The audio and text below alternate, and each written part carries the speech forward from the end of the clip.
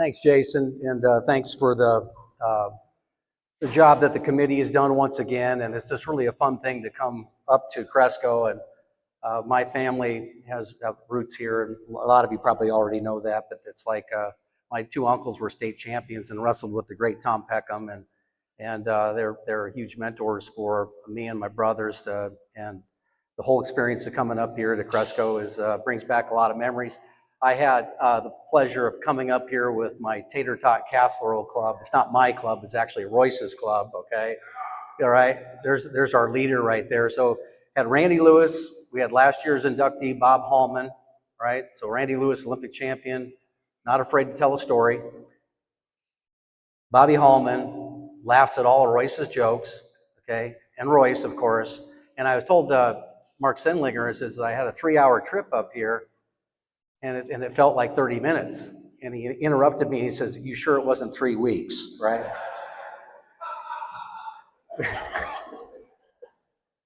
I really hit the target on that one.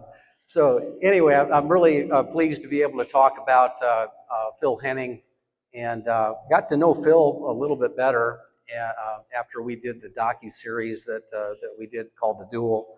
And we interviewed everybody that wrestled in that duel back in 1986, and Phil was obviously the one that officiated that match, and so we got to get to know him a little bit better. And Phil couldn't be with us here; he's been had some health issues in the past, and that probably kept him from wanting to travel here and head home late at night and that. So I told him, well, you cannot reject this, because this is one of those honors that when you take a look at the people that you get surrounded with here. So I would probably do what Phil would do at this point in time. I want to congratulate Mike. Okay, you talk about a professional in the media here.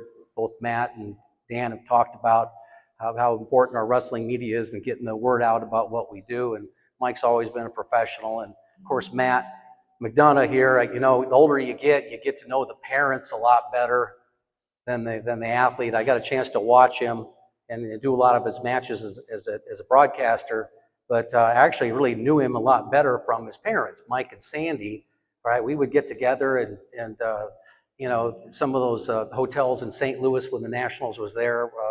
We just ended up being a group for about 4 or 5 years there before you started getting into high school. We spent a lot of time together drinking some cold ones in between session and swapping stories.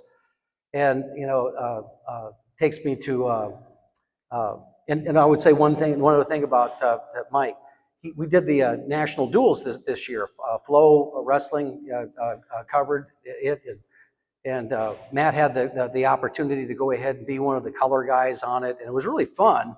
Listen to him just experience that, being a part of a team, being part of a broadcast team, being able to talk about the sport. And he was on this high for about 20 or 30 minutes, right? Afterwards, and it was just sitting down there listening to him. And I had the same feeling when I started doing this back in the day when we started doing public television broadcasts with Coach Gable and all that stuff. You get there afterwards and you just feel like you've been through the match yourself. But it was really fun watching you go through that and keep talking about the sport, because we need people that are enthusiastic about it and have the experience that you have had at all levels. So we're not going to do this forever here. So I think it's clear that you enjoyed it, and it was really fun watching you go through that in that broadcast. And of course, John McGovern. Right, okay, you take a look at him and his career. I mean, how can you keep this guy out of here? Right? We don't put, as a selection committee, we don't put very many Division III wrestlers in here. It's not that they're not worthy or anything like that. There's just a lot of guys to choose from. But then you get, Jason's introduction, all right? And then you got John getting up here talking. How can you keep this guy out of here? Basically, a guy that kept on getting better. There's nothing. I heard something that the guy that's Warren Buffett's partner talk about. Never underestimate a guy who overestimates himself. And you, sir, all right, in the best and most positive way, what you've achieved in the sport, all right, is just magnificent from where you started at. Probably in some rock field over in the county over, all right, doing all the hard work that you have to do up here, because this is not like you're down in the $20,000 an acre stuff, okay? You actually got to do hard work up here, all right? There's some tough farms, okay? And that's where you grew up. I know what kind of farm you had just by listening to you, okay? It wasn't, there's a lot of work that goes along with that. And the guy I'm probably most pleased for in this group here is the guy that I personally wrestled several times, and I looked around and thought about it and saw that he wasn't in here. I mean, if you take a really good close look at Dan Glenn's career, all right, and see the guys that, particularly in college, going 3-3 and 2, and you take a look at the Johnny Azevedos, the Joe Gonzalez's, the Gene Mills, all right, not just good national champions, but guys that made world teams and made an impact, Hall of Fame type of careers, all right, and he's right there with them. And I know that because he and I wrestled in the state tournament one year, and it didn't go well for either one of us really because there was no scoring in it, and back then they decided the matches for a unanimous decision, or not a unanimous decision, but a decision made by the referees. The referees just basically came out and raised your hand, okay, and it went my way that time. I wrestled him about 3 times and about 3 more times in practice and all that. He kicked the crap out of me, all right? Just beat the heck. So I know how tough this guy is, and he's very deserving to be here. It was really fun to watch. And I don't know if you guys know this, but the guys that first wrestled for Coach Gable in the 70s, man, what a fun group of guys. I mean, they were just, you attracted guys that were just not only great wrestlers that would do the work that you asked them to do, but they're just great guys to hang out with. I just remember listening to Bruce Kinseth, telling stories when we went to junior national camp and back in Ames right there. And just because we wrestled each other didn't mean we didn't speak to each other. We had a good, solid relationship, and I really respected his all throughout his career, and it's just those are the things that just make you better when you just get over yourself. Anyway, I want to talk about Phil Henning. And like I mentioned before, Phil could not be here, but fantastic career. First Decorah High School state champion, right? Phil won a conference championship in high school and won a state championship. And as he mentions there, he's the first, but he had a fantastic career, not only as a high school wrestler, a college wrestler, a high school coach, and also as 16 years as an official. I'll just mention a little bit about each one of those things, and we'll move on here. But as I mentioned before, he was a state high school champion. He moved on to the University of Iowa. He wrestled for Coach McCuskey, I believe, and he was a Big Ten champion. And he was there in 1970, and with the disruption that was basically caused, that back in Northwestern, that's when Coach Gable had the match his senior year. He wrestled Jason Smith. Now, Jason Smith was a national champion, a junior world champion, and Phil took him to an 8-7 match, his final match out there. So Phil Henning had a fabulous career as a wrestler, but more so and probably more impactful was his career as a high school coach. He spent some time, I'm going to draw a blank here, but most of his time, his 34 years in coaching, was as a high school coach. And 34 years, and also a physical education teacher. He was also the golf coach at Marshalltown, and spent 31 years at Marshalltown High, coached several state champions, Iowa State Coach of the Year. He's a guy that, it was kind of funny that I was looking through a Facebook post about him, and half of the post, he was a physical education teacher, but he taught dance, ballroom dance.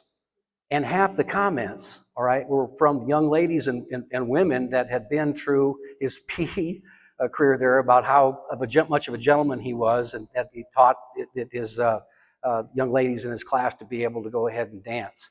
And so his wife Carrie and him lived in Marshalltown. All that they still live there now. And Coach Henning also had a like I said, fabulous career as a coach. One of his, 2 of his athletes are here, Mike Mann and Dwayne Mann. Why don't you 2 guys stand up here, guys? You still here? Yeah. Mike, of course, is a Hall of Fame member and a 4-time All-American, a couple-time runner-up, and at Iowa State. But Phil was also an official back in the era of mid '80s to mid '90s, and I thought he did a really good job as an official. He kind of he did something that was maybe a little bit ahead of his time. If he didn't have the call immediately right off of the top of his head, he would sit there, and you know how you grab your cell phone and it gets a little buffering sign here, right? He would go through that whole process of kind of buffering, all right, about, you know, replaying the whole thing in his mind, and then he would make the call. But generally speaking, he was did some great matches between Iowa and Iowa State. He called the fall against Eric Volker in the match where Brooks Simpson pins him, and all those great pictures that you see of Coach Gable going, crazy. That was a lot of it was from that match, okay, and where we kind of had him down in Carver. We thought we were going to win for the first time, send a national champion out there. He ends up getting reversed and pinned. And I remember we were outside the locker room afterwards, and Eric walks slowly up to Mr. Henning, all right, and just reached his hand out and shook his hand, and he goes, "Thanks for giving me a chance to get off my back." You know, but he's a real fair guy. I thought he did a great job here as an official, and a good man. Lived a good life as a college educator or high school educator. Made a huge impact in his school, and did what a lot of you high school coaches do, which is some of the most important work that we have done in the sport. Unsung heroes that go out there and rolling out the mats, helping the guys get better. And not everybody you work with is going to be a Hall of Fame member or a national champion or a state champion for that matter, but they're all going to walk away 20 years from now remembering what kind of guy their coach was. And I think Phil has more than met the measurement by any standard. NCAA runner-up, state champion wrestler, 34-year career as a high school coach, state coach of the year, coached several state champions, all-state members, 16 years as one of the best college referees that we had. Refereed some of the biggest meets there, 1 versus 2, and just a trusted guy that you could put behind a whistle that knew the rule book. But with that said, I know he's very happy. I'm going to have an opportunity to get with Mike, and we're going to go ahead and take this award here to Phil here sometime maybe late next week, late this week, early next week. And I know he's going to be very proud to receive this. And so on behalf of Phil and Carrie, we thank everybody involved here that made this thing special. And it's just such a special event. I keep loving coming up here, and I never regret making that trip. And it just seems to get easier and easier and easier to go ahead and make that trip to come up here to be a part of this. Thank you.